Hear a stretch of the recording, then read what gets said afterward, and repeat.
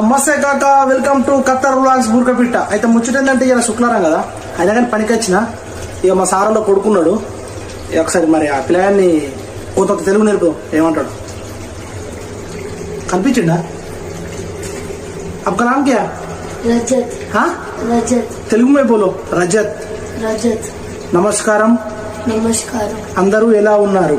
అందరూ రాను. ఎలా ఉన్నారు? ఎలా ఉన్నారు?